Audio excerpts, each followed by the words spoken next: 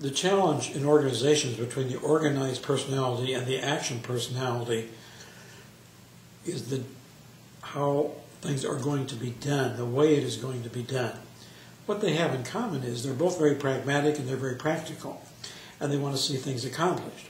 But how they're going to get them accomplished is almost like night and day. The action people want to start on it immediately. We got to get things going. Let's just do it. The organizers saying, no, no, no, we must plan. We must work on a plan. We cannot proceed without a plan. The action people say we can have the whole thing done before we do the plan. So you get fairly lively arguments about how they're going to proceed. The organized feel uncomfortable if things are not well planned out because they think there will be inefficiencies. And they want to make sure that everything is done right.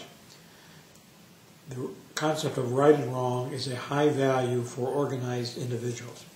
For action individuals, there are many rights and there are many wrongs, and they're not so perfectionistic and they're worried about a right or wrong. They think, let's get it done, let's make it happen.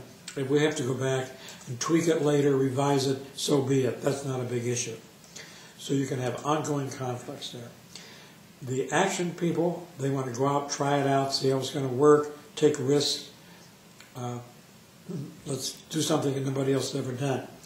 That is very stressful for the organized individual.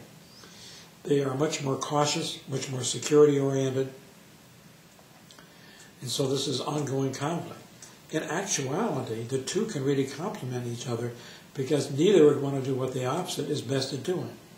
The organized people are good at putting the detail, following through, making sure everything is right, getting it done appropriately, accurately, precisely. The action people are good at taking the risk, pushing the boundaries, and going out and seeing whether this will work, experimenting. And if something doesn't work, they say, well, we've learned something. This isn't the time this is going to work. It's hard for the organized people to do something that might not work because they feel they failed.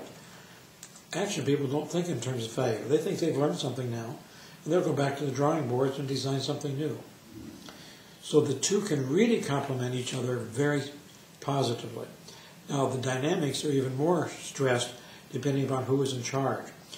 If the leadership is given over to the organized person, the action person feels stifled, limited, stressed, because they cannot have the freedom that they enjoy and they need to go out and do what they want to do without any restriction whatsoever.